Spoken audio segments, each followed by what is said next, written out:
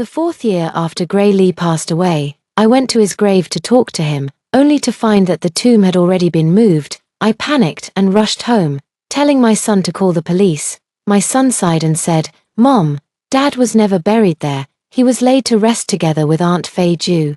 He said that during his lifetime, he was forced to marry someone he didn't love, and his only wish was to be buried with the one he loved after death.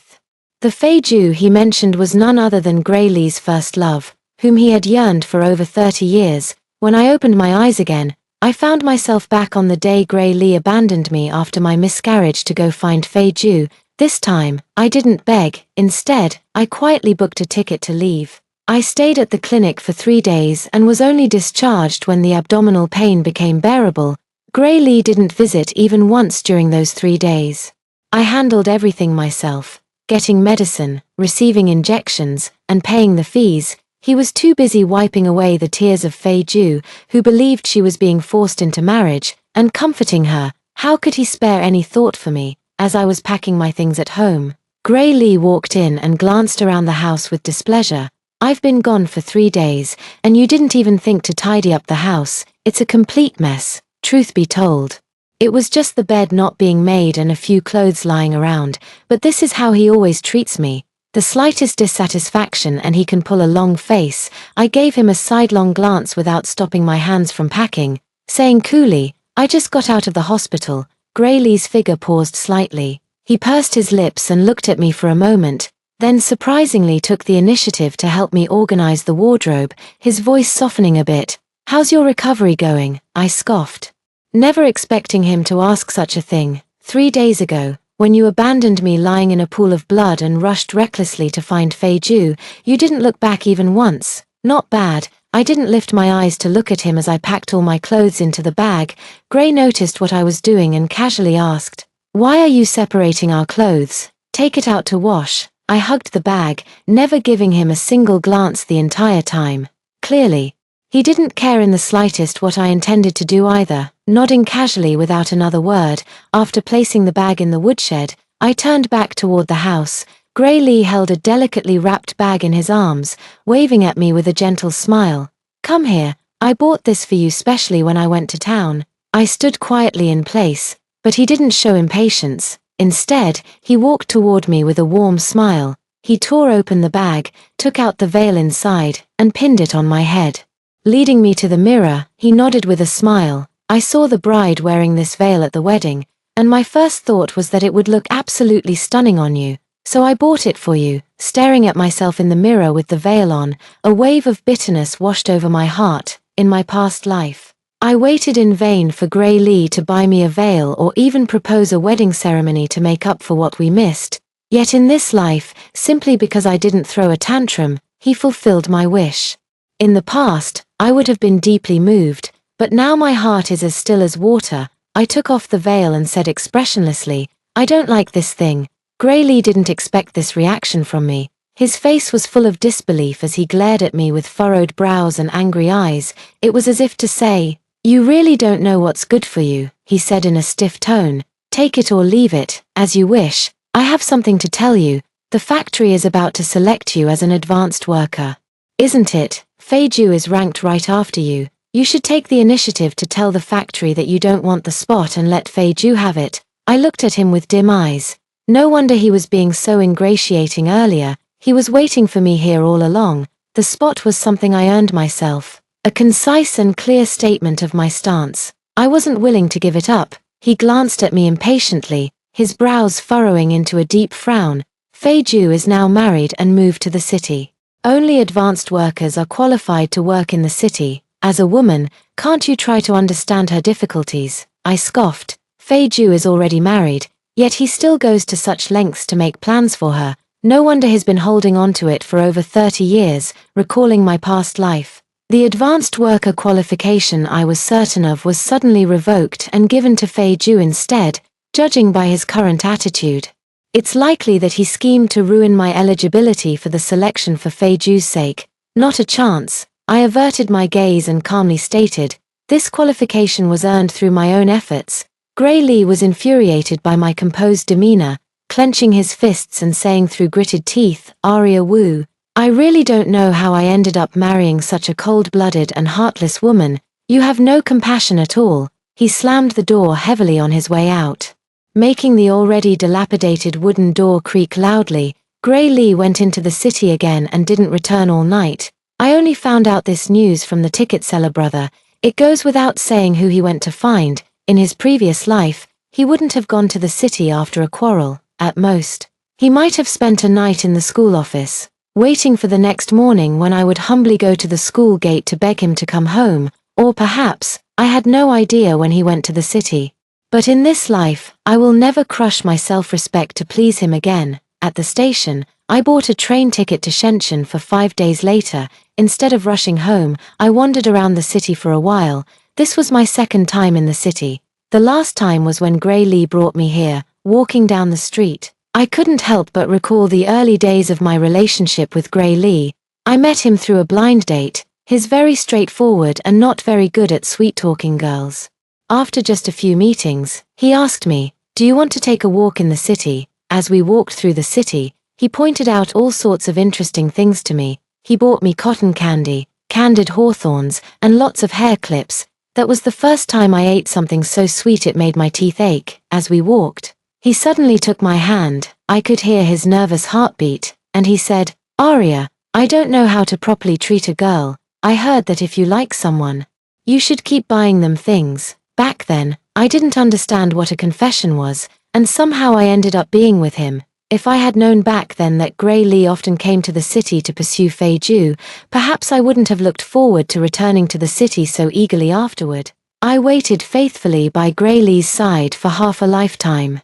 And only after Fei Ju's untimely death from illness did his attitude toward me begin to change. I thought my iron tree had finally blossomed, that love had finally borne fruit. Little did I know it was all just my foolish wishful thinking. In Gray Lee's eyes, I was merely a loveless marriage partner out of necessity. His heart forever open only to Fei Ju. I was walking along the road when a familiar figure in the distance made me stop in my tracks. Gray Lee was riding a bicycle with Fei Ju, who smiled sweetly as she wrapped her arms around his back. They looked utterly blissful, until the moment he saw me, and his smile froze instantly. It was Fei Ju who got out of the car first and greeted me. She looked at me teasingly and said with a smile, "Aria, are you here to see Gray? He just told me you'd definitely come, begging him to go home." Her words were filled with mockery and scorn. Gray Lee walked over, pushing his bicycle, his brows furrowed with displeasure. "Who told you to come? Don't think I'll be the same as before, that I'll go home with you just because you begged me twice." Watching his smug expression, I kept a straight face and said, "Just passing by." Gray Lee frowned, clearly not believing me. His tone softened a bit as he walked over to my side. "Fine, I can't be bothered to argue with you. Let's go back." "No need." I distanced myself from him and walked away. Gray Lee grabbed my wrist abruptly, his expression displeased, caught off guard by his sudden pull. I stumbled and accidentally bumped my stomach against a parked bicycle by the roadside.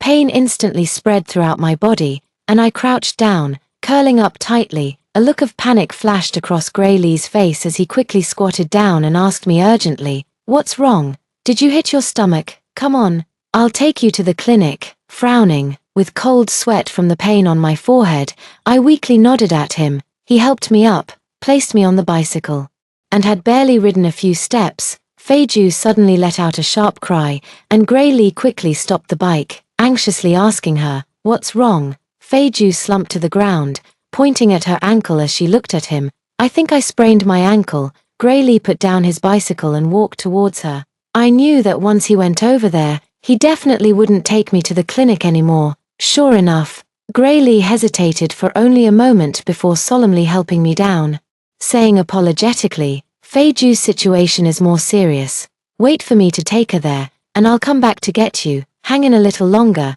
He hurriedly rode off with Fei Ju, not once looking back at me. I wasn't foolish enough to keep waiting for him. Gritting my teeth, I forced myself up and went to the pharmacy to buy painkillers. After returning home, I didn't rush to leave immediately. I booked my train ticket for the day before the results of the factory's advanced workers were announced. Even though I knew this factory would likely lay off employees and collapse within a few years, But I didn't want to simply hand over the position that rightfully belonged me to Fei Ju. After all, in my previous life, Fei Ju took this opportunity that rightfully belonged to me and repeatedly mocked me, even taking away many things I cherished.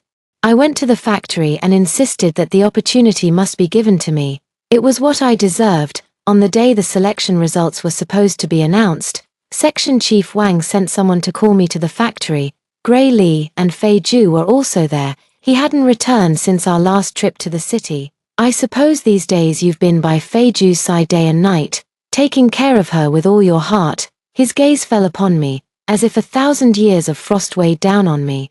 His voice low with suppressed anger. Didn't I tell you to give up your eligibility for the selection? I replied nonchalantly. I never agreed to that. Fei Ju's eyes were red from crying, her face scrunched up as she tugged at Gray Li's sleeve and said, Gray, I believe you'll definitely give me justice. Gray Li's cold gaze instantly softened as he looked at her, his face full of concern. He handed her a handkerchief to wipe the corners of her eyes, his voice unusually gentle. Yes. I'll help you. Section Chief Wang coughed awkwardly twice upon seeing this and said to me, Aria Wu, Gray mentioned you want to withdraw from the advanced worker selection. Is this truly your intention? He was a shrewd man. One glance told him exactly what had transpired. His words were clearly siding with me. I shook my head. I'm not giving up my qualification. Section Chief Wang nodded, looking somewhat helpless as he said to Gray Li, You see, Aria Wu herself hasn't said she's willing to give up her eligibility for the selection. What others say doesn't count. Fei Ju cried even harder, burying herself deeper into Gray Li's arms, sobbing as she said, Gray, you said you would help me. Gray Li wrapped his arm around her, pulling her into his embrace. The look of tenderness and affection in his eyes made my own eyes sting with emotion. From beginning to end, I had always thought of him as a reserved and introverted person. He would never show intimate behavior in front of outsiders. Hugs, holding hands, every gesture would make him recoil in discomfort. Once, when I went to pick him up from work, my finger accidentally brushed against his little finger. He immediately turned dark-faced and scolded me harshly in front of the neighbors. He said I was disgracing his image as a teacher, being thoughtless and inconsiderate of him. At first, I thought it was just his personality. So I forced myself to swallow the hurt of his scolding and tried to understand his temperament. Finally, when I saw how wholeheartedly he loved someone, only then did I fully understand that everything was simply because he didn't love me. Gray Li's voice snapped me out of my reverie. Holding the person in his arms tighter, he made up his mind and said firmly, I remember there's a rule in the factory. One of the requirements for being an advanced worker is having a spouse. Section Chief Wang froze for a moment, then nodded. There is indeed such a regulation. Following that, Fei Ju turned her face slightly to cast a provocative glance at me. My fingertips dug deeply into my palms, my tongue bitter with the taste of realization. I knew exactly what he was about to say next. So in the previous life, for Fei Ju's sake, he had actually publicly revealed my scars and secrets to everyone. He spoke without hesitation in front of everyone in the office. Aria Wu and I never got married legally. She was previously married off as a child bride to an older man by her parents, and her household registration is still held by them. Enough, I interrupted him with a hoarse, furious roar. Tears welled up in my eyes as I stared at him blankly, letting out a bitter laugh. He clearly promised that he would never tell this secret to anyone else. That was the darkest, most heartbreaking secret of my life. Yet he actually broke his promise to me for Fei Ju's sake. The pain in my chest was so intense I could barely breathe. This is what it feels like to be utterly disappointed in someone. Calming myself, I said to Section Chief Wang, he's right. I really have nothing to do with him. I don't want the advanced worker title anymore. Then, turning to Gray Li, she said numbly and flatly, I'm giving this qualification to your beloved Fei Ju. From now on, we're done. The office staff were still digesting this shocking news in stunned silence. Section Chief Wang, standing nearby, cast a concerned glance but remained silent for a long while, until Fei Ju, with tearful eyes yet smiling, spoke up. Section Chief Wang, does this mean the advanced worker selection should go to me now? Gray Li kept his lips tightly pressed together, staring at me without a word. His eyes filled with unease and regret. I didn't respond to his gaze, since his words had already been spoken. whether he still felt guilty toward me no longer mattered, I turned to Section Chief Wang and said, "Chief, if there's nothing else, I'll take my leave now." By the time Section Chief Wang reacted, I had already stepped out of the office door. Suddenly, he shouted loudly, "No, you are undoubtedly the most deserving candidate for this year's Advanced Worker Award." I halted in my tracks and turned to look at Section Chief Wang, only to find his eyes brimming with tears. He continued, "Arya Wu, none of us knew about the hardships you endured in the past. Now that we do, it doesn't change our respect for you, whether you're married or not. Your performance in the factory speaks for itself. No one can deny that. Everyone knew the kind of treatment a child bride would have endured growing up: indifference, neglect, abuse. All the worst adjectives have been my reality. My birth was nothing but a transaction for money. I can never forget the suffocating despair of being sent to the house of a man 30 years my senior, half paralyzed. After a full year, I finally escaped from that place. I fled to a place where no one knew my past, thinking I could start anew. When I told Gray Lee this secret, it was because he was the only one who had been kind to me. Little did I know that in my previous life, he had already revealed the secret I thought I had hidden so well to the public. No need, Director Wang, if she wants it, just give it to her. Also, my resignation hasn't been approved yet. Please try to process it as quickly as possible, without any attachment. I wanted to leave as soon as I finished speaking. Gray Lee chased after me again, his expression hesitant. It took him a while before he finally spoke. "I'm sorry, Arya, I only blurted it out in the heat of the moment." Seeing that I didn't argue or fight back, he actually felt a twinge of guilt. I let out a mocking laugh, finding him ridiculous, and glared at him coldly. "No need to apologize. After all, she's your favorite person. It's not like we ever had anything between us before. This treatment is only what I deserve." Gray Lee's jaw tightened as he whispered, "Don't say that. I just consider her a very good friend. How could we have no relationship? We're husband and wife. Everyone knows that." Just 10 minutes ago, he was trying to distance himself from Fei Ju and me, and now he's saying this to salvage his pitiful guilt. I responded coldly, "There's no need for you to say such unnecessary things. Goodbye, Director Wang," I said again before leaving. Gray Lee hurried after me a few steps. "Where are you going?" he asked. "None of your business," I replied coldly, not even turning my head as I walked away. Gray Lee stood there in a daze. After a long while, he shouted loudly at my retreating figure, "Then come back early. I'll be waiting for you at home." I hurried into the city and squeezed onto the train to Shenzhen. Before coming, I had checked the passbook and saw there were 15,000 yuan, savings I had accumulated over nearly 10 years. Upon arriving in Shenzhen, I rented a very small room and settled in. Based on memories from my past life, the textile factory would lay off workers and collapse within 5 years. What would rapidly develop instead were appliance factories, those manufacturing color TVs and refrigerators. Shenzhen was the place with the largest pool of talent and closest proximity to raw materials. With insufficient funds at hand, I opened a breakfast stall in Shenzhen using the money I had. Every day, aside from being a bit tired, seeing the money pile up more and more is enough to satisfy me. Half a month later, the village from before somehow got hold of my current address and sent me a letter. The signature showed it was sent by Ju Qing, the only person in the village who supported my decision to leave. She and I were in similar situations, both unloved by our husbands, spending our days anxiously waiting for a man to come home. In the letter, she said she admired my courage to leave, asked what I've been up to lately, and wished me all the best in the future. I noticed in her letter that the spot for the advanced worker is still mine. Section Chief Wang not only didn't give the qualification to Fei Ju but also accused her of cheating and bribing the judges, resulting in her being disqualified from the selection process for 5 years. She also mentioned that Gray Lee has become particularly despondent since I left. Every day after work, he just stands at the doorstep. When people ask him why he doesn't go inside, he says he's waiting for you to come back. I wrote her back, telling her that if things aren't going well, she can come to me anytime. I've started my life again, waking up early and working late, pushing a tricycle to sell breakfast. Though these days are tiring, compared to being by Gray Lee's side, it can almost be called happiness. At least I don't have to worry or feel sad anymore about whether Gray Lee will abandon me.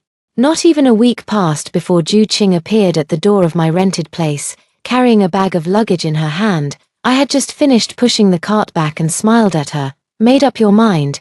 Ju chuckled softly as she helped me push the cart into the yard, responding with a light later. She rented the house next to mine, and the two of us selling breakfast together doubled our previous earnings. A month later, we had saved up 40,000 yuan between us, so without delay, we went to the market to inquire about raw materials for electrical appliances. As the saying goes, good things take time. We spent several days running around but still couldn't find suitable materials. Ju Qing told me, "Today I found out about a workshop at the market that produces electrical appliances. The owner is from out of town and is planning to leave, so he's selling the workshop. Let's go check it out tomorrow. If it's suitable, we can take over the workshop." The next day, we found the owner and had him show us around the workshop.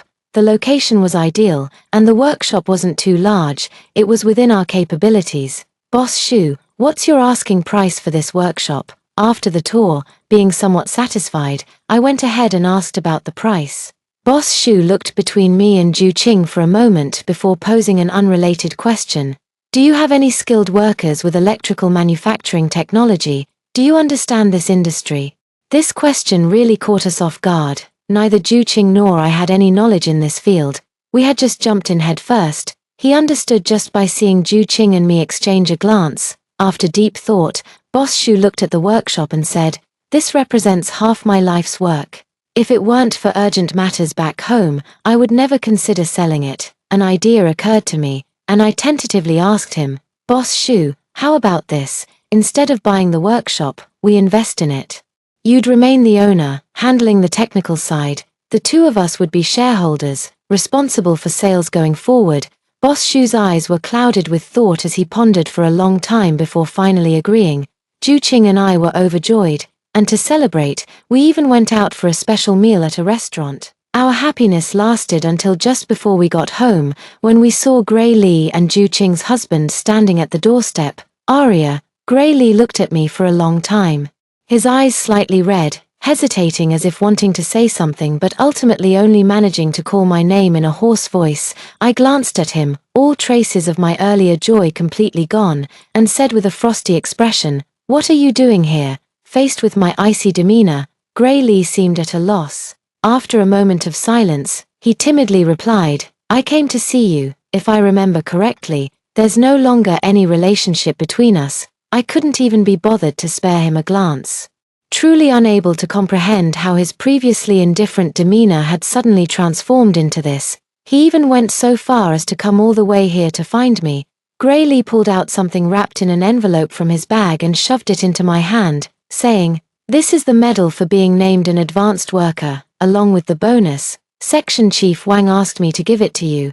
I held the circular medal in my hand, feeling a pang of bitterness in my heart. In my past life, I cried for so long after losing this selection, and Gray Li bought me a shoddy medal to make up for it. At the time, I was overjoyed, thinking he cared enough about my feelings to specially buy it for me.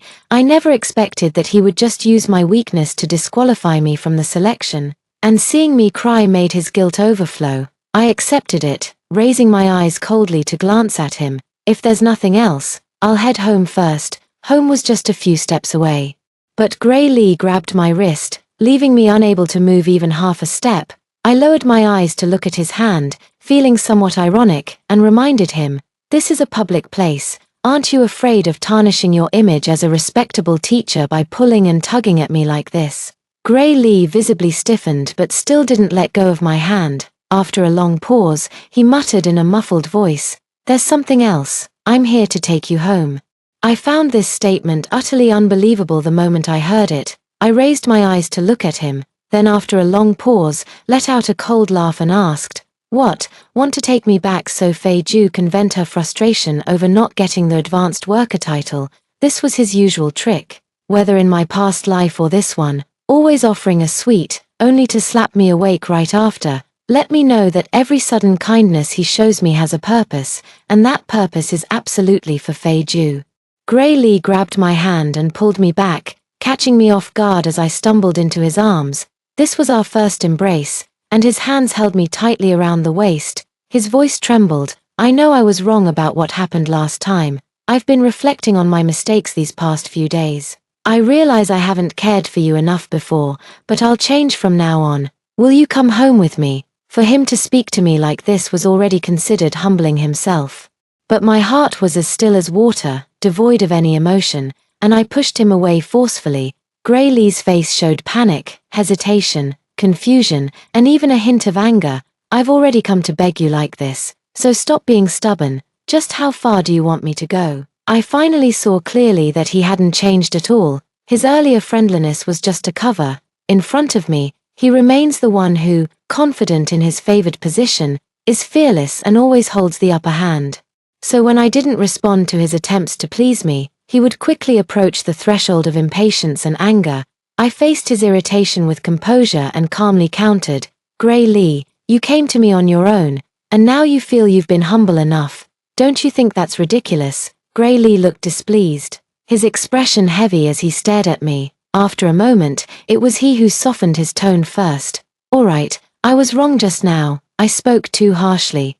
I've just been too worried about you these days. You haven't come home for a month. If it weren't for Ju Qingli finding out the location from her husband, I wouldn't have known you'd run off to such a faraway place. He kept staring at me with a probing gaze as he spoke, as if searching for emotions beneath my composure. What did he want to see? I suppose it was surprise, astonishment, excitement, thinking that a few more sweet words would make me follow him back. But that will never happen again. I turned my face away and saw Ju Qing similarly dealing with someone else, just as impatiently as I was. How many times do I have to say it? We're done. I had no patience left to deal with Gray Lee any longer. Shaking him off, I stepped inside and locked the door behind me. Gray Lee stood outside, knocking incessantly, his voice pleading, Arya, that was my fault just now. Come out and let's talk. Okay. Before long, my neighbor next door came out and yelled, What are you doing, knocking non-stop?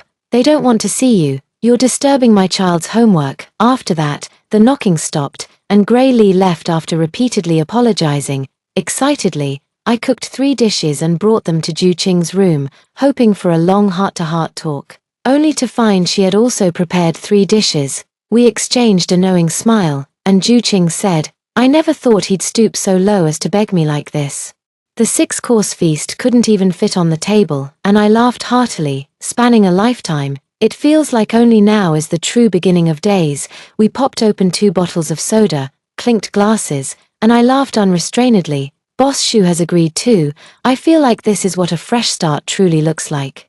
Breaking free from Gray Lee, stepping out of that relationship that made me doubt myself, and now on the verge of having a career, each of these is nothing short of a blessing. The next day, after Ju Qing and I finished setting up our stall, we arranged to meet with Boss Shu. He explained to us how to manage the workshop workers and also taught us how to inspect the finished products. He even made a suggestion, proposing that Ju Qing and I enroll in a mechanical manufacturing course together. We didn't need to learn everything, just the processes and standard specifications for electrical appliance production. It was clear that Boss Shu had deep affection for his workshop. The day before we left, he reminded us to make sure we stopped by every day to check on things. I waved at him with a smile. Don't worry, we're shareholders now too. Ju Qing and I took his advice and signed up for the class, running a breakfast stall to earn money. Waiting for the day when we could expand the workshop into a factory, another half-month passed, and the workshop produced a batch of finished color TVs. Boss Shu also returned from his hometown. He discussed the issue of considering a sale with us, saying, now there's a tricky problem. The cost of raw materials has increased significantly compared to before, but the price of Shenzhen color TVs is set at just 260 yuan. If we raise the price, they won't sell. Ju Qing nudged me twice while listening. Do you remember how much color TVs sell for in our village? I think they go for over 470 yuan. I nodded. The color TVs we have over there are all shipped from Shenzhen, so the prices are bound to go up. As soon as I said this, a light bulb went off in my head, and I slapped the table. We can transport the color TVs to the south and sell them there. We quickly worked out the transportation costs and rental fees, calculating that each color TV could fetch over 100 yuan more than selling them in Shenzhen. Ju Qing and I paused our breakfast stall for a week, rented a car, hired a driver, and headed south, selling a whole truckload of color TVs. After returning to Shenzhen, we counted the earnings. Over 10,000 yuan from that single trip. When we shared this news with Boss Shu, we were all overjoyed. I also told him about our future plans, to use this money to buy a truck, hire 2 more drivers, and continue down the path of transportation. Boss Shu thought it was feasible and withdrew 30,000 out of the 40,000 we had previously invested, leaving the 2 of us to handle it as we saw fit. This plan was implemented for 3 months, not only earning us enough money to expand the workshop but also making a name for ourselves in the southern market. We also opened up a transportation route, ensuring that goods purchased from us in the southern market would be 20 yuan cheaper than elsewhere. When Section Chief Wang from the village found out that I was the one selling the color TVs, he quickly wrote to ask if I had any connections. I told him the news about expanding the workshop into a factory, and that he could invest if interested. Section Chief Wang collaborated with several other secretaries from the factory to discuss and deliberate, and the 5 of them jointly invested 50,000 yuan in us. Boss Shu found a well-located site and moved the workshop there with great fanfare. In just 2 months, Ju Qing and I transformed into shareholders of the electrical appliance factory. At the ribbon-cutting ceremony, Boss Shu smiled happily and said with emotion, "Aria Wu, do you have some kind of clairvoyant ability? Everything you do goes so smoothly. In less than half a year, we've already established an electrical appliance factory." Ju Qing also smiled and said, "When I came out to find you, I never thought I'd make money. I just wanted to have something of my own to do. I didn't expect we could achieve such success." I smiled and complimented both of them. It's all thanks to everyone's teamwork. After the ribbon-cutting ceremony, we went out to eat at a restaurant. The place was a bit stuffy, so I stepped outside to get some fresh air. Outside the restaurant, I ran into Gray Li. Honestly, seeing him wasn't surprising. Ever since he came to Shenzhen to look for me 4 months ago and I gave him the cold shoulder, he disappeared for a few days. After that, he started showing up frequently in Shenzhen, appearing before me several times, as if he wanted to say something but didn't dare, for 4 consecutive months. It had always been like that, but I kept turning a blind eye and ignored him, only occasionally noticing boxed meals hanging at my doorstep or new fabric clothes in plastic bags. In the end, I simply moved away, splurging on a 50 square meter apartment to live in by myself. Since then, this was the first time I'd seen him in nearly a month. When Section Chief Wang wrote to me, he spoke very metaphorically, as if saying he had taken unpaid leave to go look for someone and would return. He also mentioned that Fei Ju was fired by the factory, reported personally by Gray Li. They said she had an affair during marriage, and the factory couldn't tolerate employees with such poor moral conduct. Now Fei Ju is busy begging her city husband not to divorce her. Gray Li seemed to be deliberately waiting for me outside. When I came out, he walked toward me step by step and whispered, "I have something to say to you." I looked at you coldly. There's nothing left to say between us. Just as I was about to leave, he grabbed my arm, but only for a moment before letting go. His voice was hoarse, his head buried as if he couldn't bear to meet my gaze, and with a hint of tears, he said, "After saying that, I gave up all hope." I stood silently in the wind for a long time, watching him. Gray Li, dressed in thin, worn-out clothes, looked desolate and defeated, as if he could be easily crushed by a single word. That face remained unchanged, the same handsome face I had loved in my past life. But the man before me now, who had once been so spirited and indifferent in my presence, was a shadow of his former self. I've never seen such a humble and submissive posture before. "Speak, you have 5 minutes." I glanced at my watch and said coldly. Gray Li said anxiously, I've been in Shenzhen all this time, right by your side." I softly responded, "I saw it." He kept looking at me, yet still couldn't detect any emotion on my face. Dejectedly, he said, "Aria, originally I was quite unwilling. I thought after all these years between us, how could we separate because of Fei Ju? Countless times I've regretted my impulsiveness back then. I hate myself for not standing firm, always thinking about how Fei Ju once saved my father's life and that I needed to repay her, which ended up hurting you with your secret." My eyes were dim, and I remained silent. Half a year had passed, and he still didn't understand why I had chosen to leave him. He just felt that if he hadn't revealed all my secrets back then, Perhaps I wouldn't have left without any hesitation. The wind tousled his hair, which had grown much longer, his stubble was unshaven, and he no longer resembled the so-called respectable teacher he once was. His face was right before my eyes, a countenance I had seen countless times in my past life. Yet now my vision was so blurred, leaving only an outline. Perhaps it was love that etched his image so deeply in my mind, but once love faded, the details vanished, leaving only a vague silhouette.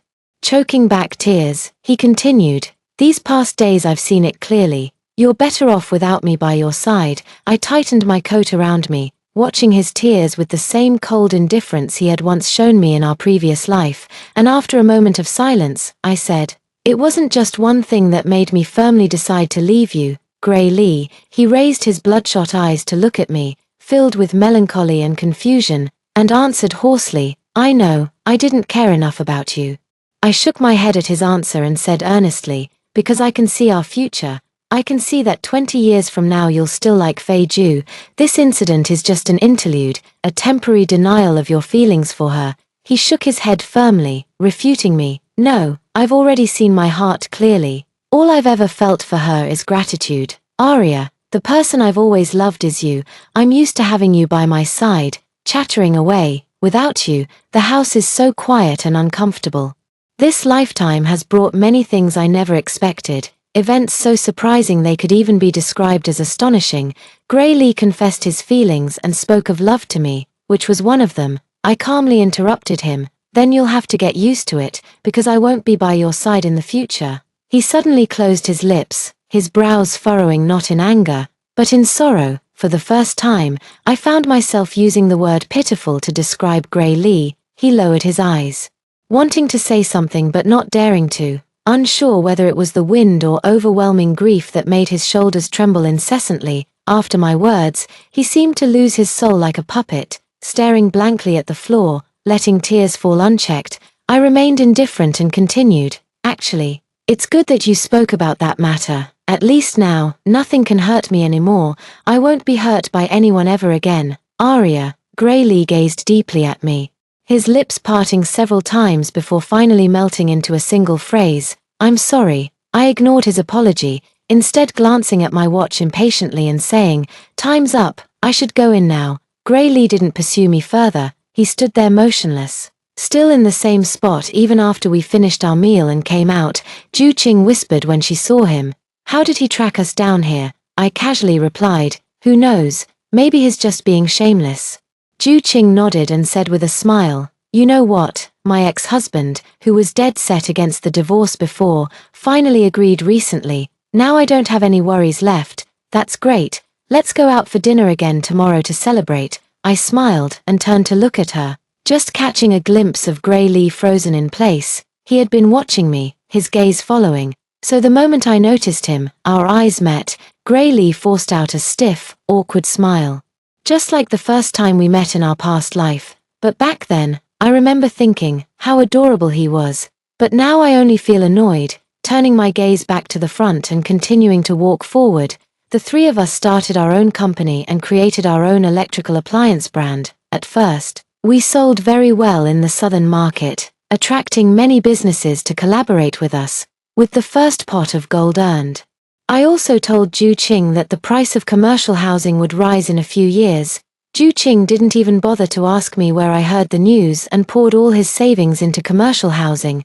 Together with me, he also invested in the construction industry and ventured into the real estate business. The dividends from the electrical appliance factory were distributed quarterly. Section Chief Wang and the others had already received their shares, so I gave him a call.